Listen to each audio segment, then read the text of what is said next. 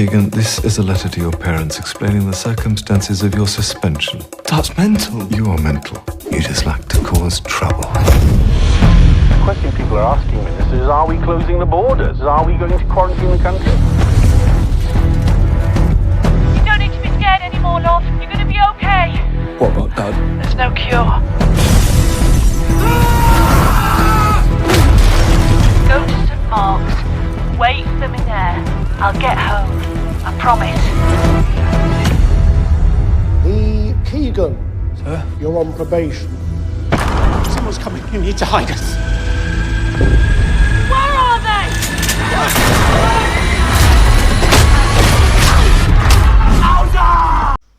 Hello humans, School's Out Forever is written and directed by Oliver Milburn and is based and adapted from a young adult book which I believe was written by Scott Andrews, originally published in 2012 and I believe more recently republished by Rebellion Publishing.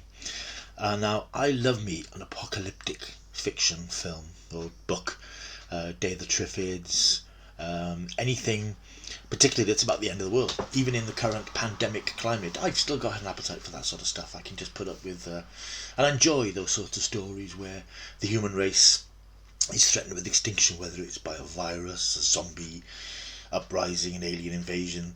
I just find those sorts of stories about how human beings and real people cope in extraordinary situations just fascinating. And over the years there have been some great books, there have been some great films, there have been some great TV series. So I had quite high hopes for School's Out Forever. Now this is a film which I knew nothing about until last week when I happened to see one of its, well I would say stars, he only appears in one scene, Anthony Head from Buffy, of Buffy fame. He appears as the headmaster. He was on a daytime magazine programme just talking about his upcoming work and just mentioned this film. Naturally he made it sound as if he was in it all the way through, but he's not, he's just in one or two little scenes. And the trailer, I think, if you look at the trailer on YouTube, you will find that it sort of sells it as a sort of a knockabout comedy, a bit like, say, Slaughterhouse Rules from a couple of years ago, and of course the daddy of them all, Shaun of the Dead.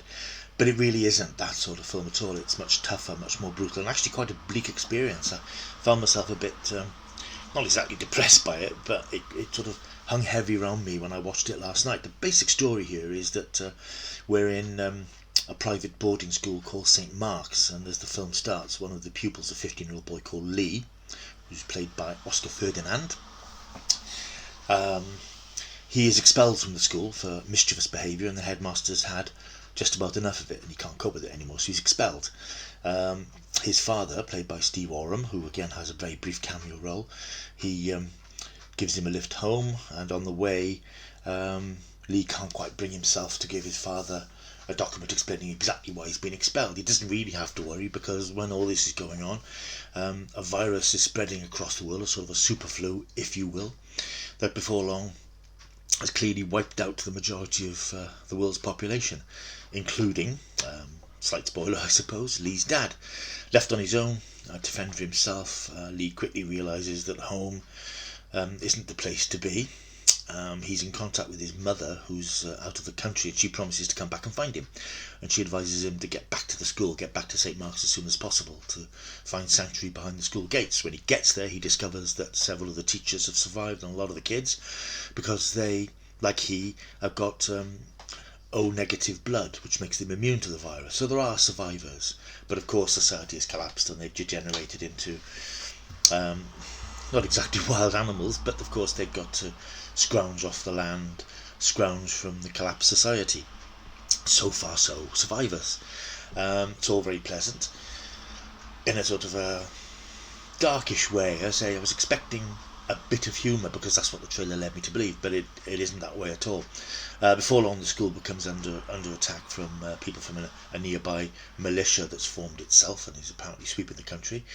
They take some prisoners, but unfortunately that means that other members of the militia quickly besiege the school, because the leader of the militia, Georgina, played by Samantha Bond, she wants her daughter back, but things aren't quite what they should be in the school, and the kids are quickly in a Lord of the Flies type fashion, overwhelming the authority of the adults, and in particular Lee's best friend Mac is getting a bit above himself and forming the kids, and some of them are quite young kids, so it's a little bit disturbing from that point of view, into his own private militia.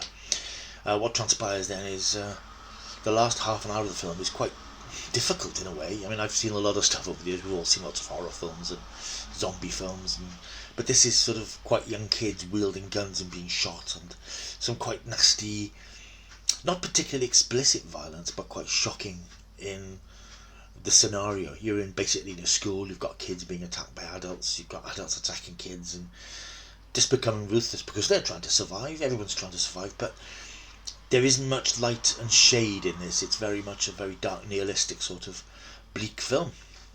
We're used to sort of the Hollywoodization of the end of the world, where despite everything ending, people are still able to get their hair done and their fingernails touched up and all these things. This isn't like that at all. This is much more British, I suppose, downbeaten British view of the end of the world, without much in the way of humour, so don't let that trailer fool you. This really is not a comedy film. The violence is quite extreme in places because of the fact that you've got lots of kids in it, and there's not a lot of optimism there, which is sort of unusual because these films always have characters that you sort of want to see win through and you want to see survive and come out the other end as better people. I'm not sure anybody in this particularly does.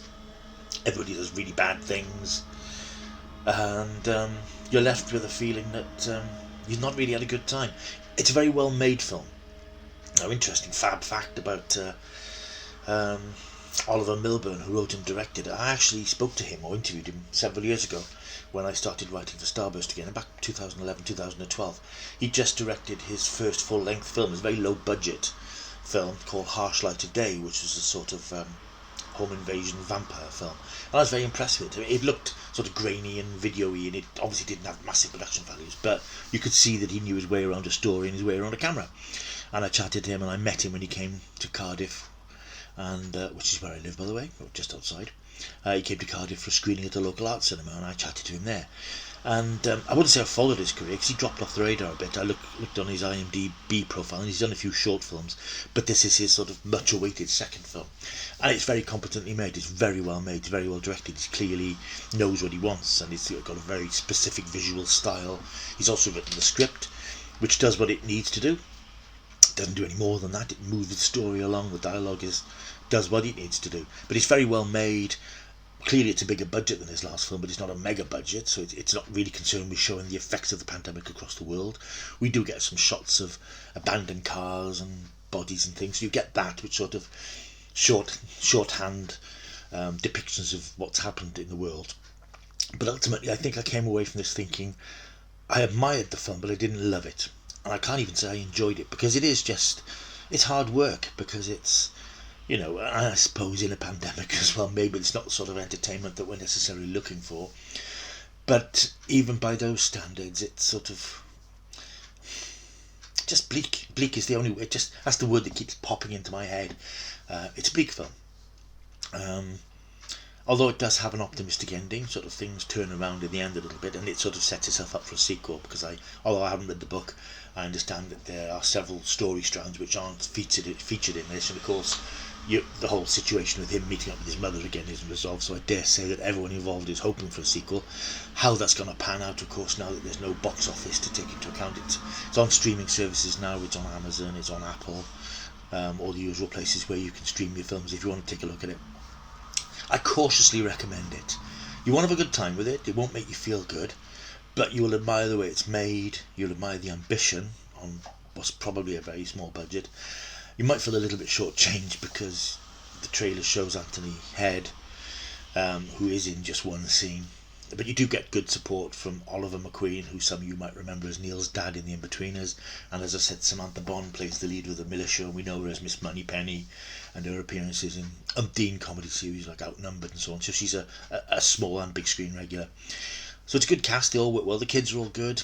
But I suppose it leaves a nasty taste in the mouth because it's so relentlessly dark and so relentlessly downbeat in a sort of a British way, and we're just not used to that because Hollywood makes the end of the world seem like a big glamorous special effects extravaganza, but this is more British and more in your face and harder to love. It's a bleak film, hard to love, but easy to admire.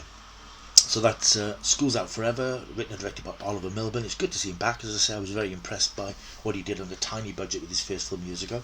So it's good to see him working on a broader canvas. And I'd like to see him do something which is perhaps more original, because as I say, it's based on a book, to see what he can come up with as his own story, and perhaps be a bit more upbeat about human nature, because this is very, very grim stuff indeed. So it's available now if you want to have a look. And it gets, I'm going to give it 7 World of Stuff marks out of 10, which I think is fair, because it's an impressive achievement. It's possibly the wrong time for a film like this to be released. Perhaps I'd be more favourably disposed to it if we weren't still in the middle of a pandemic, which fortunately isn't quite as catastrophic as the one depicted in the film. But it's out there now. It's School's Out Forever, and if you've got a strong stomach and you don't mind a film that's going to bring you down a little bit, it's out there now. Take a look. It's on the streaming services.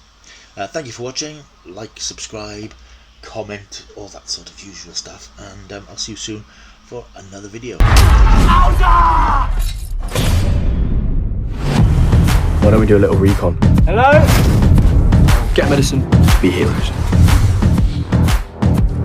Is my daughter in there? No. I don't want anyone hurt. You can't come in. You have 24 hours. Bring her to us. Surround the school. Nobody in or out. There are people outside those walls who want to take everything we have. You're in charge now, are you, Beck? You and me. What are we gonna do? Trust in St. Mark's. I swear I'll wear your skin as a onesie. Okay, everyone to the concourse. Let's go, come on.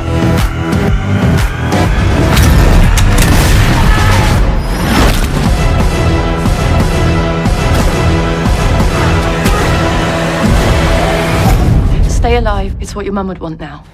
What are you doing? What? I just thought... No.